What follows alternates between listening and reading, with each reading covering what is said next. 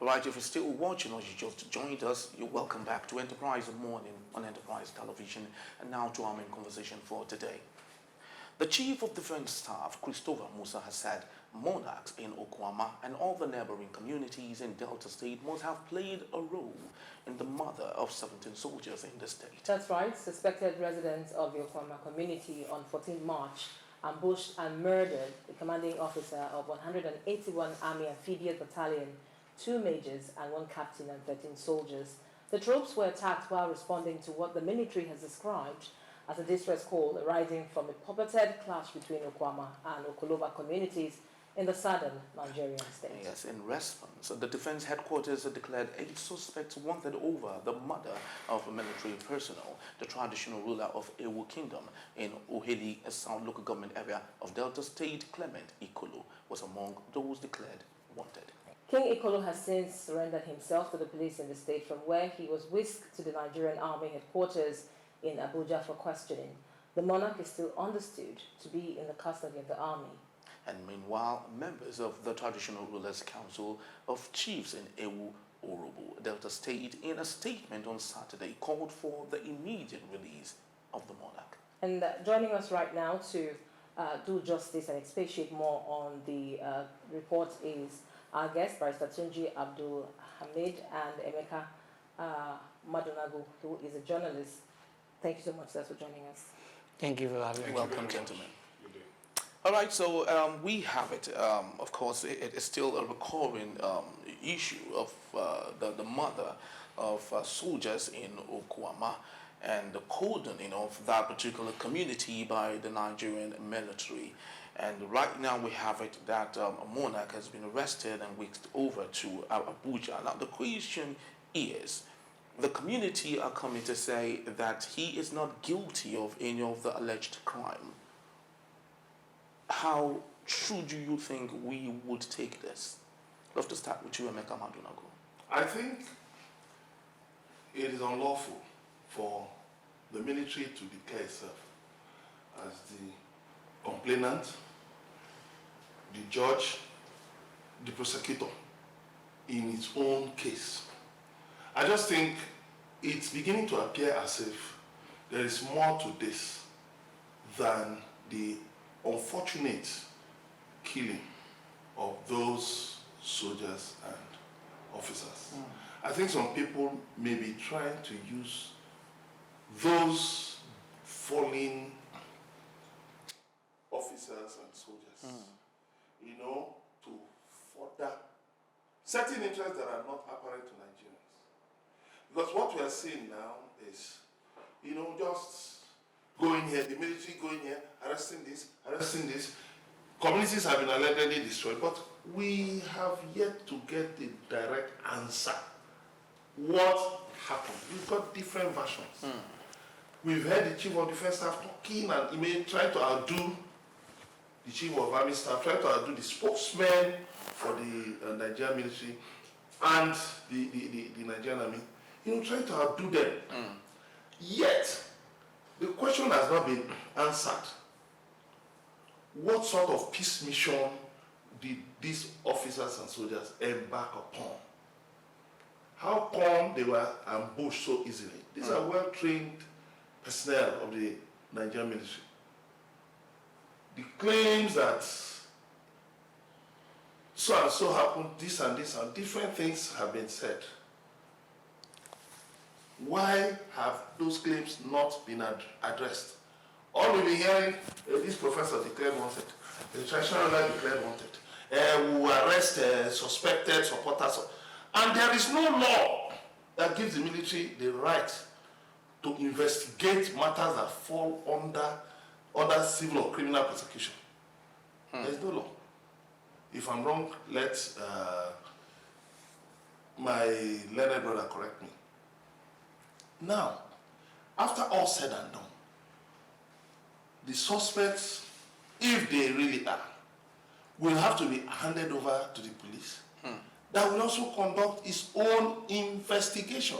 It's really ridiculous that the king of Ewu could turn himself into the police. And the police handed him over to the military. Let me tell you, this country has gone to the dogs. It's unfortunate that somebody will hand himself over to the police, and the police will hand him over to an agency that has no power of investigation and no power of prosecution.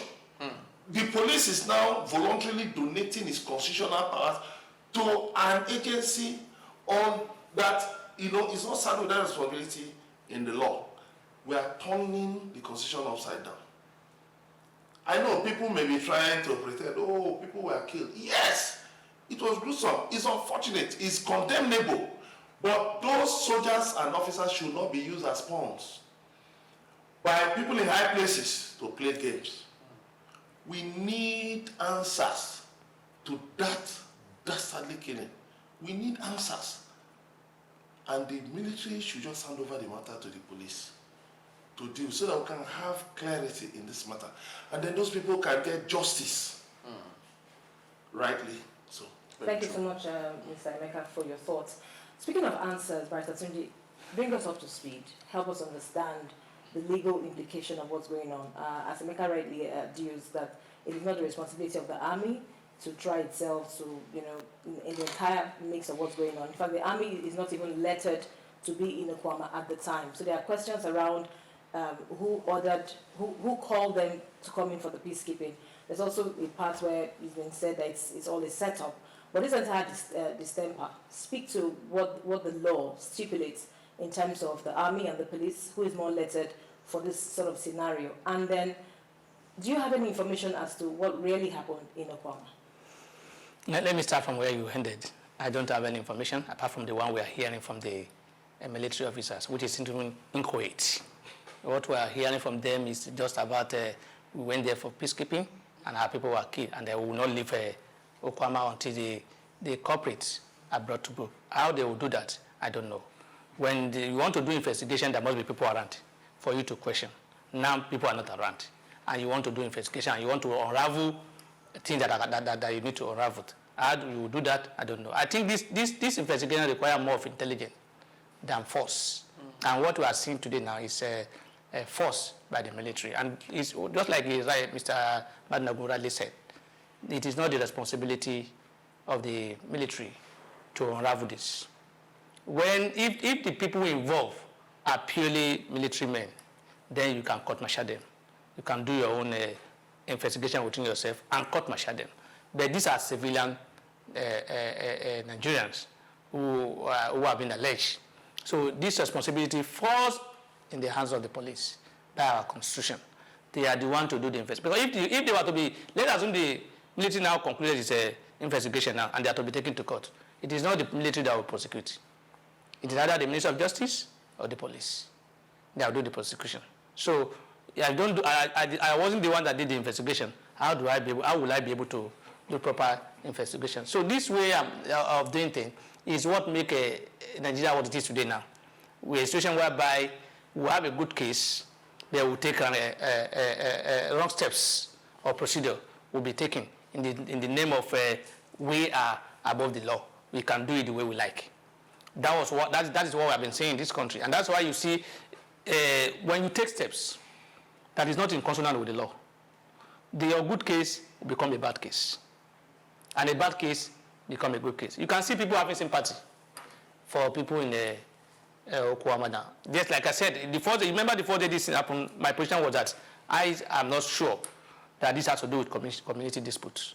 But unfortunately, nobody has answered that to us. Nobody has explained to us. Just like I queried that day. I said, look, how will civilian, they say community youths, how would they be bold enough to just capture a well-trained and respected military officer, put them in one, hold them hostage, and then kill them? And none, and we are not aware that any of the community youths are killed. That shows that it leaves more to be desired than what we are seeing. So for me, the answer to your question can only come from the sort of proper investigation, which we are not seeing now.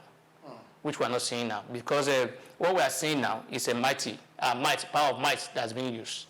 Nobody is investigating anybody. Nobody is asking questions from anybody. The only person that we can say he's been asked question now. Is the what's it called? The community chief or header or leader or whatever or king that handed himself over to the police and that is with them now, or no other person. And we are even told that this man was not even around at the time, so he may not even be able to get information required by them. So I think the earlier the military leave that place, by way of trick, go back inside, use on uniform men, go within them, ask questions intelligent, or try to do investigative journalism by way, and unravel this question. Then you will get results. But if you are doing it in this way, I doubt if you are going to see any results. What we would see at best is like what happened between DSS and our judges. Remember when the DSS went to the judges and they boggled their way into their houses and then arrested them. Today, what do they hear? All the cases have been thrown out because there was no proper investigation. So if you don't do proper investigation, and you can't get a proper prosecution and you can't get a proper justice or results. So I think for proper investigation to be done, for justice to come, the military must not allow their emotion to guide them. In any way, yes, like I said, I sympathize with the people who have lost their lives. But in any way, these people that have been killed, that we are trying to get justice for, are Nigerians. Those who have been displaced are also Nigerians. So we should not see it as military against the people. The people of Okuama are also Nigerians. The military are Nigerians. So we should see it as Nigerians have an issue. We want to resolve it. In that manner, we'll be able to get results. But the way it is now is like military. People are even saying, I was amazed, and I now realize why we are where we are today. A former member of House of Rep, was on national television, and he was saying if he has his way, he will go and raise down the entire Okuama community. Somebody committed a crime. Must everybody suffer for it? No, it's bad enough that yes, they've killed people. It will not be if there's anything like that. Bad enough for you to go there and level the place and kill everybody that are not even involved in it. In law, we said it's good to even allow 100 criminals to escape justice than to kill one innocent man. So, and that is the reason why they should be cautious in this and try to see, look, there's no way anybody, except these people come out and say, and confess that I was there. I know this, I know that.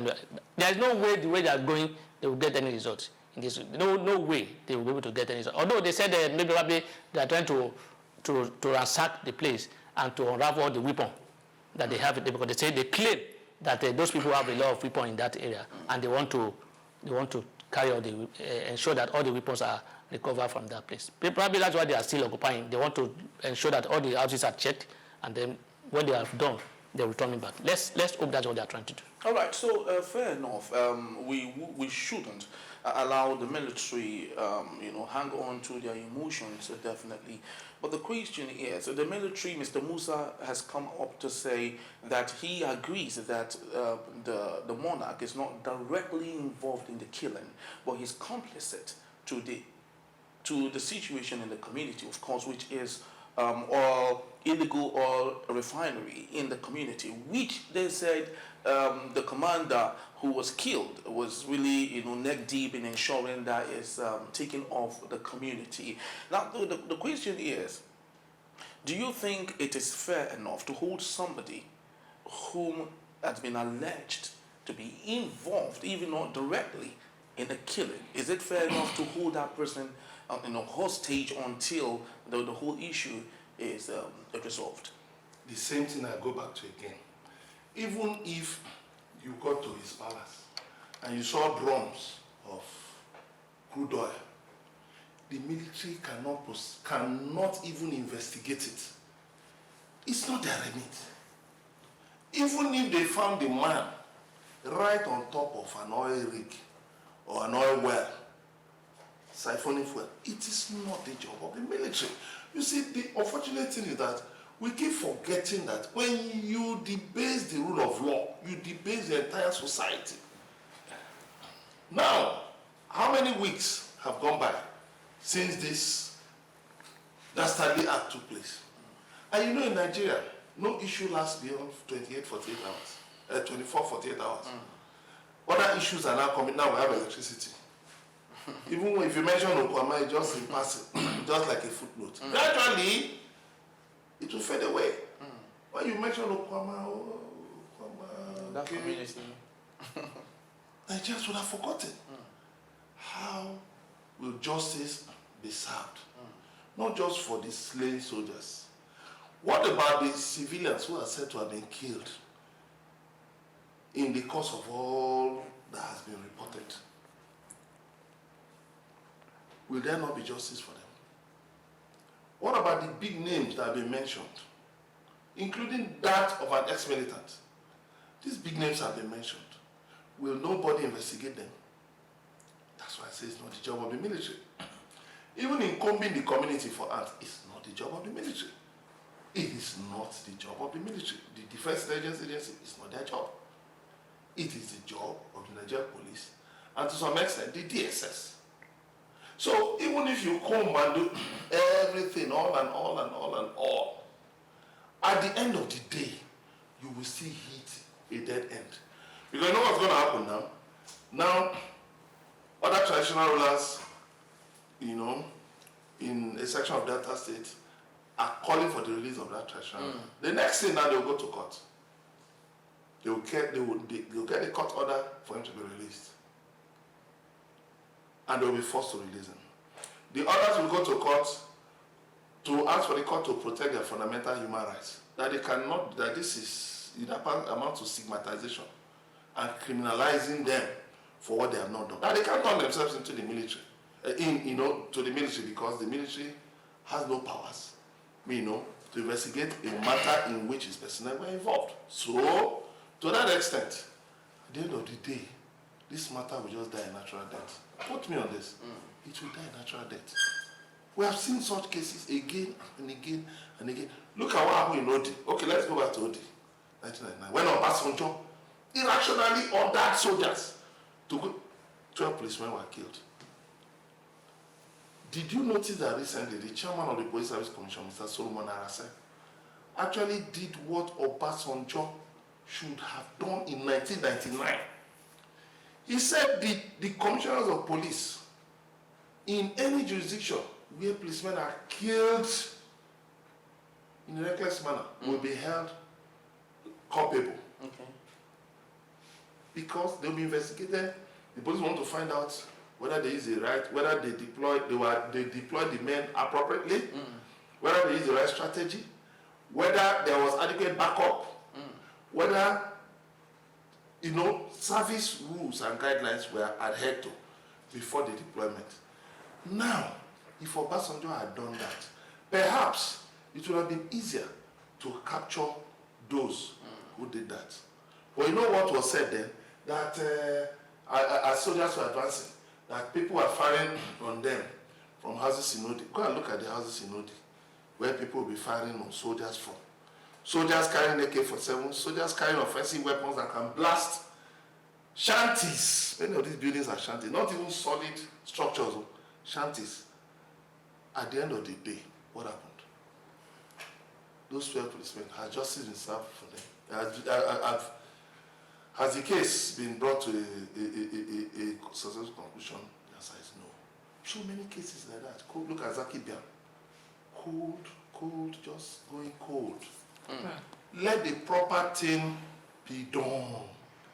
Because again, I will say this matter will die a natural death because it's already been mishandled at the highest level. They have enough time now. Give the matter over to the police. Withdraw the soldiers from there.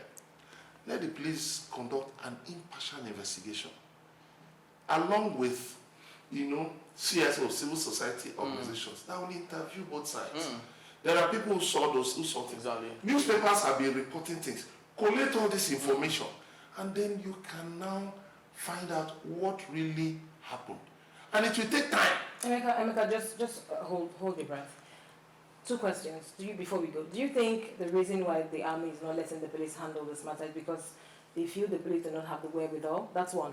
In 2022, Wike, the then governor of Rivers State, did a lot of demolition for modular refineries, and allegedly it was in the news that it was owned by big politicians in the States, because I mean, it's expensive to run a profile, so to speak. Do you think that this case might just be a fallout of, and then let me also remind you that some military people who were sent to River State to ensure that profile is, is nipped in the bud, actually own the drum themselves. Do you see this as being a case where military people will go to Delta State and own, dumps, profile, so to speak, and then again, tell us if the reason why the police is not allowed to handle the case is because the police is powerless. The police are not powerless. The police are a creation of the Constitution. Right. And they have the constitutional responsibility for internal security. An investigation takes time. Look at a man who is, I think, in his 70s or 80s, who has been on the run for 27 years, has just been arrested in a Western nation. These things take time. It's not a matter of you putting soldiers there, they just fire, burn houses, and then you capture the. Come on. Like my brother said, discreet investigation is needed. So the police are not powerless. They'll be powerful to the extent that the government allows and encourages them to perform. Secondly, talking about those illegal refineries. Look, you cannot use the same problem that caused illegal refineries to solve the problem of illegal refineries. The politicians, retired security chiefs and all that who are behind those illegal refineries are the ones that government should muster the political will to move against. Okay. Otherwise, you just be running around in circles. Now, let me just quickly add that, look, the issue of whether police have the capacity or not, I think it's an issue for me because I will not deceive myself here. The police have not shown that they have the capacity or they are effective enough to unravel anything. And probably that is the reason why the military believe that, look, if we hand this over to the police, nothing will happen thereafter. But like the investigation of the death of Bola Ige, see there. What have we got from there? Nothing. So they were seeing it that way, that if we give it to the police, that will be the end of the story. So the police has not shown that. That's why the police too will also, somebody will report to the police, and the police, because the police believe that, look, we can't do this thing. Sorry. It's unfortunate. It's unfortunate. I'm not debating the Constitution. Whether the police are shouldn't they be held to account? Shouldn't they be held to account? That is the issue, because if we keep making excuses for national institutions, they will continue to flounder. No, I'm not making excuses for them. I'm trying to tell you the reality of life. The police, by handing over that man, the man will eventually be freed at the worst through a court order. And then the police will be left to lick their wounds. So the earlier this matter is handed over to the police, and the police held to account, because everybody is interested, up to the president. Let them put pressure on the Commissioner of Police, the AIG, the TIG, or whatever, to ensure they get to the root of this matter. Very, very true. I just sincerely hope that, just like Emeka did say, that in the next 10 years, we won't have a repeat of understanding why Odi wouldn't have happened in the first place with the Okuama issue. I just hope so.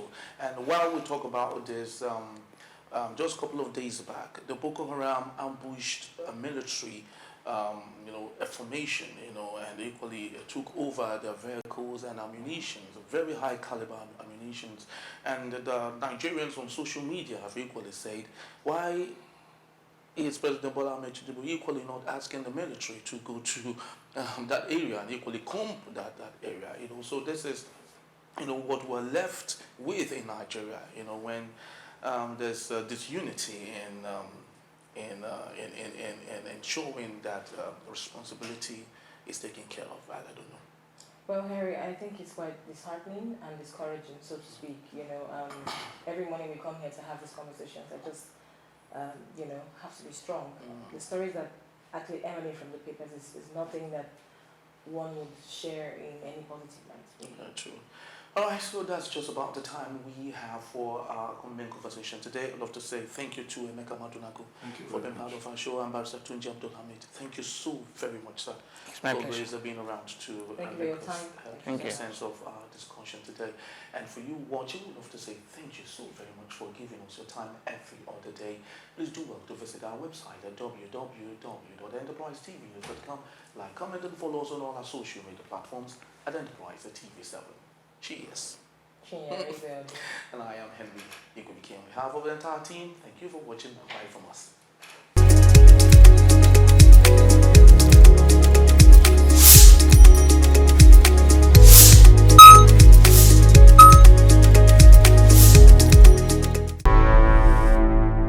Enterprise TV, a tradition of truth.